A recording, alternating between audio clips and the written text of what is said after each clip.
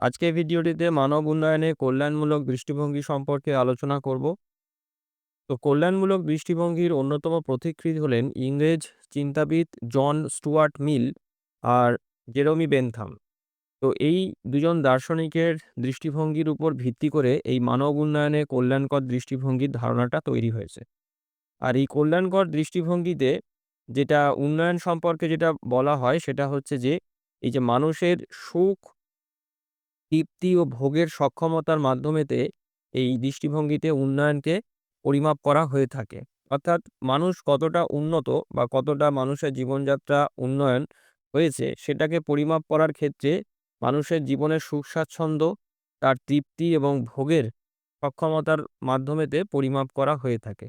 আর এখানেতে এই উন্নয়নটা যেটা মাপা হয়, যেটা পরিমাপ করা হয়, সেটা হচ্ছে এই যে ব্যক্তির আয় ও সম্পদ দিয়ে এবং বাজারেতে চাহিদা মেটানোর যে ক্ষমতা, তার উপরেতে ভিত্তি করে। এবারেতে এই কল্যাণকর দৃষ্টিভঙ্গির কিছু গুরুত্বপূর্ণ বৈশিষ্ট্য আছে যেটা সম্পর্কে আমাদের জানতে হবে। তো ১ম যে বৈশিষ্ট্য যেটা সেটা হচ্ছে ব্যক্তি কেন্দ্রিকতা। অর্থাৎ কি এই যে দৃষ্টিভঙ্গিটা আছে এই দৃষ্টিভঙ্গিতে এই ব্যক্তির উন্নয়নই হচ্ছে এই দৃষ্টিভঙ্গির মূল ভাবনা। তার ফলেতে কি হয় দেখো যে এখানেতে দেশ, সমাজ বা গোষ্ঠীর সামগ্রিক উন্নয়নের যে বিষয়টি আছে সেটা হচ্ছে গৌণ। অর্থাৎ এটাকে সেই অর্থে প্রাধান্য দেওয়া হয় না। ব্যক্তির উন্নয়ন, ব্যক্তিবিশেষের উন্নয়নটাকেই এই কল্যাণকর দৃষ্টিভঙ্গিতে মূল প্রাধান্য দেওয়া হয়ে থাকে।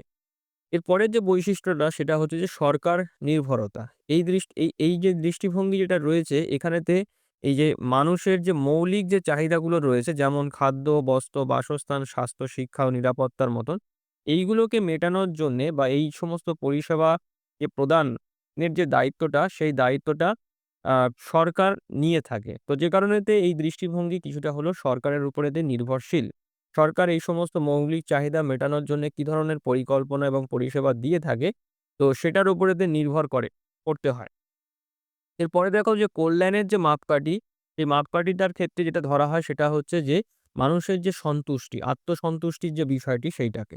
অর্থাৎ দেখো এই যে প্রতিটি মানুষের এই যে ব্যক্তিগত যে সন্তুষ্টি অর্থাৎ নিজের যে আত্মসন্তুষ্টি সেটা, তারপরে আয় ও ভোগ ক্ষমতার বৃদ্ধি প্রভৃতি হচ্ছে উন্নয়নের মাপকাঠি। অর্থাৎ কোনো মানুষ তার জীবনেতে কতটা সন্তুষ্ট, তার আয় কত এবং সে কতটা পরিমাণেতে বিভিন্ন আ বা মানে সামগ্রী বা বিভিন্ন সুযোগ সুবিধাগুলোকে ভোগ করছে, সেইটার হচ্ছে উন্নয়নের সেইগুলোর যে ডেটাটা সেইটার উপরে ভিত্তি করে উন্নয়নটাকে পরিমাপ করা হয়ে থাকে।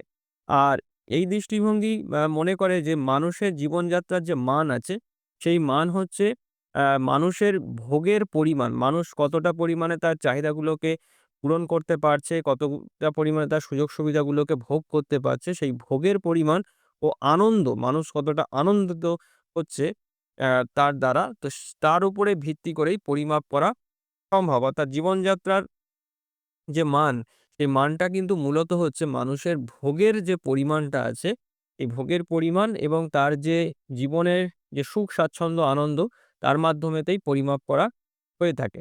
এই দৃষ্টিভঙ্গিতে সেটাই বলা হয়। এবার দেখো পরের যে বৈশিষ্ট্য সেটা হচ্ছে যে মানুষের এই যে আয় এবং ভোগ এটাকেই গুরুত্ব দেওয়া হয়ে থাকে, যেটা এই দৃষ্টিভঙ্গির একটি অন্যতম বৈশিষ্ট্য। অর্থাৎ দেখো যে এই যে নীতি যেটা রয়েছে এই নীতি অনুসরণ করে কি দেখো যে অধিক আয় অর্থাৎ অধিক চাহিদা পূরণ। অর্থাৎ মানুষ যত বেশি আয় করবে সে তার যে চাহিদাগুলো আছে সেগুলো সে তত বেশি করে পূরণ করতে সমর্থ হবে। আর সেটা যদি হয় তাহলে অধিক কল্যাণ সম্ভব। অর্থাৎ মানুষের যে কল্যাণটা যেটা হবে সেটা কিভাবে হবে? না মানুষ ১ম এ যদি অধিক আয় করে তাহলে সে তার চাহিদাগুলোকে পূরণ করার জন্যে আরো অধিক পরিমাণেতে ব্যয় করবে বা চাহিদাগুলোকে আরো অধিক পরিমাণেতে সে পূরণ করতে সমর্থ হবে। যেহেতু তার অর্থের অভাব নেই। আর যেটার কারণে এতে তার কল্যাণটা হবে। তার সামগ্রিক বিকাশ যেটা আছে সেটা হবে। সে সুখ স্বাচ্ছন্দ্যে জীবনযাপন করবে। তো এইটা। আর এই নীতিতেই মানব উন্নয়নেতে ব্যক্তির তৃপ্তি, ভোগ ও সুখ যত বেশি হবে সমাজে তার অবস্থান তত উন্নত হবে। এমনটাই ধারণা করা হয়ে থাকে। অর্থাৎ যে ব্যক্তি যত বেশি সুখী, যত বেশি ভোগ ক্ষমতার অধিকারী, সে তত বেশি উন্নত এবং সমাজেতে তার অবস্থানটাও তত বেশি উন্নত হবে, উচ্চতর হবে। এই দৃষ্টিভঙ্গি সেটাকেই আম সে এই ধারণাই পোষণ করে থাকে। অর্থাৎ কিনা দেখো যে আয় ও সর্বাধিক ভোগকেই এখানেতে গুরুত্ব দেওয়া হয়ে থাকে। অর্থাৎ ব্যক্তির আয় বেশি হতে হবে এবং তার সঙ্গে, সঙ্গে তার ভোগ করার যে পরিমাণটা সেটাও বেশি হতে হবে। তারপরের বৈশিষ্ট্য দেখো যে এটা হচ্ছে বাজারমুখী অর্থনীতিকে আ মানে সমর্থন করে থাকে। অর্থাৎ কি? দেখো যে এক্ষেত্রে উৎপাদন ও আয়ের উপর জোর দেওয়া হয়। আর এটা মনে করা হয় যত বেশি উৎপাদন, আয় তত বেশি আয়। আর যে কারণেতে এটি হচ্ছে বাজারমুখীর অর্থনীতিতে বিশ্বাসী। এর পরের বৈশিষ্ট্য হচ্ছে দেখো এখানেতে ন্যায় বিচারটা উপেক্ষিত হয়ে থাকে সাধারণত। তার কারণটা হচ্ছে দেখো যে এই কল্যাণকর দৃষ্টিভঙ্গি কেবল মানুষের আয় ও সুখকে প্রাধান্য দেয়। কিন্তু অনেক সময় দেখা যায় যে মানুষ এই যে আয়টা করে এবং সেই আয়ের মাধ্যমে তার জীবনের যে সমস্ত চাহিদাগুলোকে পূরণ করে, সেটা সবসময়তে সঠিক ও ন্যায্য উপায়তে মানুষ করে না। অসৎ উপায় অবলম্বন করেও মানুষ আয় করে এবং অসৎ উপায় অবলম্বন করেও মানুষের জীবনের বিভিন্ন সুযোগ সুবিধাগুলোকে ভোগ করে। কিন্তু এই দৃষ্টিভঙ্গি সেইটার কিন্তু কোনো বিচার করে না। কে অসৎ উপায়ে, কে সৎ উপায়তে হচ্ছে সুযোগ সুবিধাগুলো ভোগ করছে বা আয় করছে, সেটার এই দৃষ্টিভঙ্গি বিচার কিন্তু করে না। তো সেই কারণেতে এই দৃষ্টিভঙ্গিতে এই যে ন্যায় বিচার উপেক্ষিত হয়ে থাকে। তার সঙ্গে, সঙ্গে দেখো আরেকটা কি আছে সুবিধাভোগী শ্রেণীর জন্ম। এটাও একটা অন্যতম বৈশিষ্ট্য। অর্থাৎ এই যে আয় ও সুখের দৌড়ে একটা নতুন সমাজ তৈরি হয়ে থাকে যেটা হচ্ছে সুবিধাভোগী। অর্থাৎ যেহেতু এটা ব্যক্তির নিজের কল্যাণের কথা এই দৃষ্টিভঙ্গিতে বলা হয় যে ব্যক্তি তার সবসময় নিজের কল্যাণের কথাই ভাববে। এখানেতে দেশ, সমাজ বা পারিপার্শ্বিক পরিবেশ ব্যাপারটা তার উন্নয়নের ব্যাপারটা গৌণ। তো যে কারণেতে মানুষ কিন্তু সবসময় নিজের আত্মসন্তুষ্টির দিকেই মনোযোগ দেয়। যেটা মানুষকে অনেকটা স্বার্থপর এবং সুবিধাভোগী করে তোলে। তো যে কারণেতে দেখো এই ধরনের দৃষ্টিভঙ্গিতে এই সমাজেতে একটা এই সুবিধাভোগী শ্রেণীর জন্ম হয়ে থাকে। তো এইগুলো হচ্ছে এই যে মানে এই যে কল্যাণকর যে দৃষ্টিভঙ্গি যেটা রয়েছে, সেই দৃষ্টিভঙ্গির গুরুত্বপূর্ণ কিছু বৈশিষ্ট্য। এবারেতে আসি দেখো যে এই মানব উন্নয়নেতে এই কল্যাণকর দৃষ্টিভঙ্গির যে গুরুত্বগুলো সেটা কি, কি আছে? দেখো ১ম যে গুরুত্ব যেটা রয়েছে দেখো যে এখানেতে ব্যক্তির পছন্দ, অভিরুচি ও সিদ্ধান্তকে গ্রহণ করে উন্নয়নের মূল ভিত্তি হিসেবে দেখা হয়। অর্থাৎ ব্যক্তি কি পছন্দ করে, তার রুচি কোথায়, সে কি সিদ্ধান্ত গ্রহণ করছে। তো সেই যে বিষয়গুলো আছে এই বিষয়গুলোকে উন্নয়নের মূল ভিত্তি হিসেবে এখানেতে দেখানো হয়ে থাকে। অর্থাৎ ব্যক্তির যে স্বাধীনতা সেটাকে সম্মানিত করা হয়ে থাকে।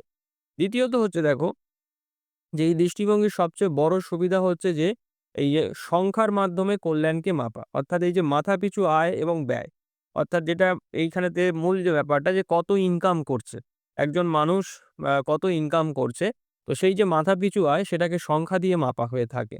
তারপরে সেই ব্যক্তির সম্পদের পরিমাণটা কত সেটাও সংখ্যা দিয়ে পরিমাপ করা হয়। তার ভোগের পরিমাণটা কিরকম সেটাও হচ্ছে সব সংখ্যা দিয়ে পরিমাপ করা হয়ে থাকে। তাই যে কারণেতে এই যে কোনো নীতি নির্ধারণ করার ক্ষেত্রে এই ধরনের সংখ্যাভিত্তিক বা এই কোয়ান্টিটেটিভ ডেটাটা খুবই আ মানে মানে পূর্ণ ভূমিকা নিয়ে থাকে। মানে এগুলো থেকে সহজেই হচ্ছে এই মানে এই জিনিসগুলো সম্পর্কে একটা ধারণা পাওয়া যায়। ৩ নম্বর যে গুরুত্বটা যেটা রয়েছে দেখো যে এই ধারণায় মানুষকে উন্নয়নের কেন্দ্রে রাখা হয়। মানে মানুষ হচ্ছে প্রধান। আর ফলে দেখো এখানেতে নীতি নির্ধারকগণের মধ্যে এই মানসিক সচেতনতা তৈরি হওয়ার যথেষ্ট সুযোগ থাকে। কারণ এই দৃষ্টিভঙ্গির উপরে ভিত্তি করে যখন নীতি নির্ধারকরা যখন বিভিন্ন আ উন্নয়নমূলক নীতিগুলোকে গ্রহণ মানে করবে বা উন্নয়নমূলক নীতিগুলোকে যখন প্রবর্তন করবে, তখন মানুষকে কেন্দ্র করেই সেটাকে করা হবে। মানুষের মানসিক যে আ মানে মনন জগৎ বা মানসিক যে ব্যাপার যেগুলো রয়েছে মানুষের সঙ্গে যুক্ত সেইগুলোকে মাথায় রেখে হচ্ছে করা হবে। তো সেইটা। আর ৪ নাম্বার যে গুরুত্ব যেটা রয়েছে দেখো যে এই দৃষ্টিভঙ্গির সমস্ত রকম উন্নয়নকে ব্যক্তি অনুভূতির সঙ্গে যুক্ত করার চেষ্টা করে। মানে ব্যক্তি এখানেতে মেইন। আর বাকি সব হচ্ছে মানে গৌণ। মানে প্রধান হচ্ছে ব্যক্তি এবং ব্যক্তির চারপাশের পরিবেশ, তার সমাজ, দেশ এগুলো হচ্ছে গৌণ। তো যে কারণেতে কেবল অর্থনীতি নয়, মানসিক এবং সামাজিক দিক বিবেচনা করারও সুযোগ থাকে। কারণ মানুষের যে দিকটা যেটা রয়েছে সেই দিকটা এখানেতে সবথেকে বেশি গুরুত্ব পেয়ে থাকে। মানুষের নিজের যে, যে মানে যে বৈশিষ্ট্য যেগুলো রয়েছে বা মানুষের নিজস্ব যে মানসিক যে দিক যেগুলো রয়েছে সেইগুলো এইখানেতে সবথেকে বেশি হচ্ছে গুরুত্ব আ পেয়ে থাকে।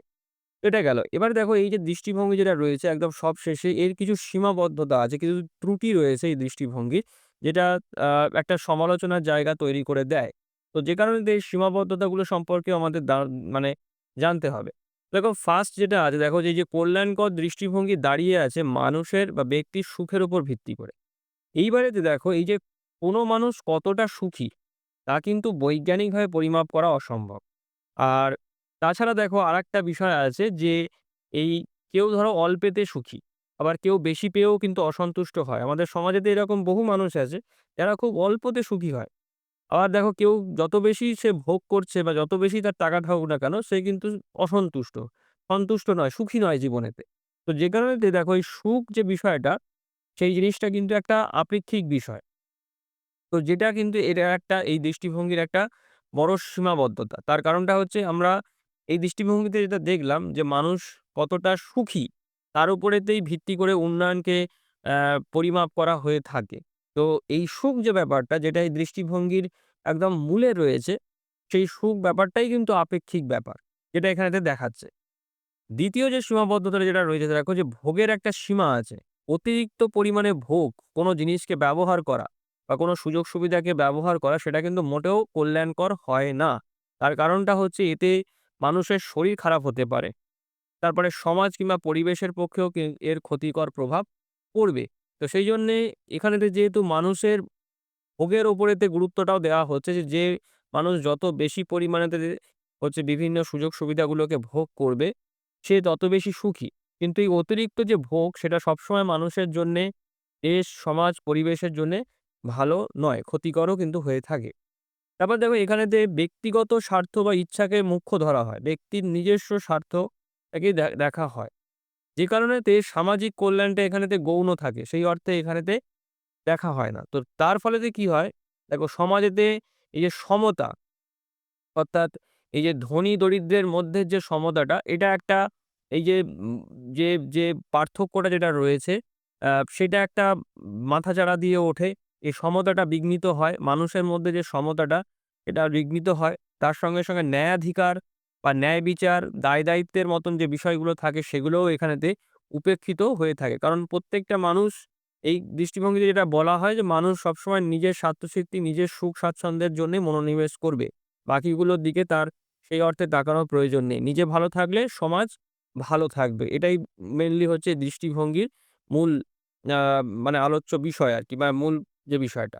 এবার দেখো আরেকটা যেটা সীমাবদ্ধতা রয়েছে যে এই যে কল্যাণকর আ দ মানে উন্নয়নেতে দৃষ্টিভঙ্গিতে উন্নয়নেতে মানে দৃষ্টিতে দারিদ্র্য ও বঞ্চনার বাস্তব রূপ এখানে ধরা পড়ে না। তো সমস্ত অর্থনীতিবিদরা স্বীকার করে নিয়েছে যে আয় বা ভোগ দিয়ে দারিদ্র্য কোনোভাবে বোঝা যায় না। এটা একটা সীমাবদ্ধতার ৫ নাম্বার যে সীমাবদ্ধতা সেটা হচ্ছে দেখো যে কল্যাণকরী যে দৃষ্টিভঙ্গি আছে এখানে নৈতিকতা, স্বাধীনতা, মানবাধিকার ইত্যাদিকে বিবেচনায় আনে না। আর ভোগ থাকলেও কোনো ব্যক্তি যদি স্বাধীন না হয় তা কিংবা সিদ্ধান্ত নিতে না পারে তবে সেটা প্রকৃত কল্যাণ মোটেও কিন্তু নয়। এই হচ্ছে এই দৃষ্টিভঙ্গির যে মূল যে দিকগুলো আছে সেগুলো। তো আজকে এই ভিডিওটি আমি এখানেতেই শেষ করলাম। সবাই ভালো থেকো। Thank you.